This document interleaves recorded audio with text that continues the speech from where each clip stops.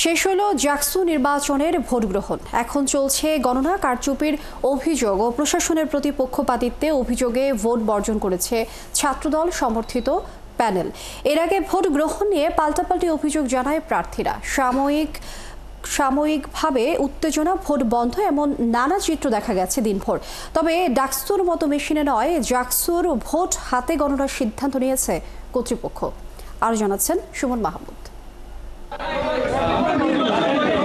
শিবিরকে জিতিয়ে দেয়া ভোট কারচুপির অভিযোগ, প্রশাসনের নীরবতা, এমন নানা অভিযোগ দিয়ে ভোট বর্জন করেছে ছাত্রদল। ভোট শেষ হবার 1.5 ঘন্টা আগে এই ঘোষণা দেয় ছাত্রদল। এই প্রেস ব্রিফিং এর মাধ্যমে আমরা এই প্রহসনের নির্বাচন বর্জন করলাম। আপনাদের সকল প্রশ্নের উত্তর আমরা পরে দিব এবং এই মুহূর্তে আমাদের ডিসিশন হচ্ছে এই নির্বাচন আমরা বর্জন করছি। এরপর ভোট বর্জনের ঘোষণা দেয় বাম সমর্থিত প্রার্থীরা। তারাও শিবিরের প্রতি পক্ষপাত, ভোটারের থেকে কেন্দ্রে বেশি ব্যালট পাওয়া সহ নানা অভিযোগ এনেছে। যে আদৌ এই যে জাকসু ইলেকশন হচ্ছে, এটা কি ইলেকশন হচ্ছে নাকি এটা শিবিরকে জেতানোর একটা প্রশাসনিক পায়তারা হচ্ছে?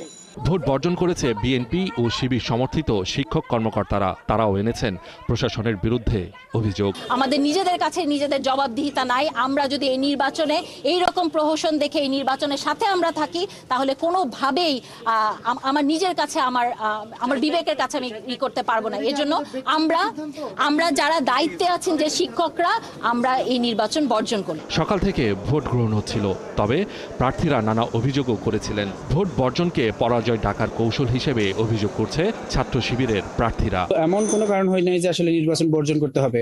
তো তারা নির্বাচন বর্জন করেছে, আসলে এটার একমাত্র কারণ তারা হচ্ছে শিক্ষার্থীদের ম্যান্ডেট পাচ্ছে না। শিক্ষার্থীদের সমর্থন না থাকার কারণে নিশ্চিত পরাজয়ের হয়ে যাবে সেটা বুঝে তারা আসলে নির্বাচন বয়কট করেছে বলে মনে করি। ভোট সাময়িক বন্ধ, প্রার্থীদের নানা বক্তব্য সহ উত্তেজনা নিয়ে ভোট চলছিল। 33 বছর পর হওয়া এবারের জাকসু নির্বাচন অসুন্দর ও অভিযোগ নিয়ে শেষ। বর্জনের রাজনৈতিক উত্তাপ কত দূর গড়ায় তাই এখন দেখার বিষয়। সুমন মাহমুদ, ৭১।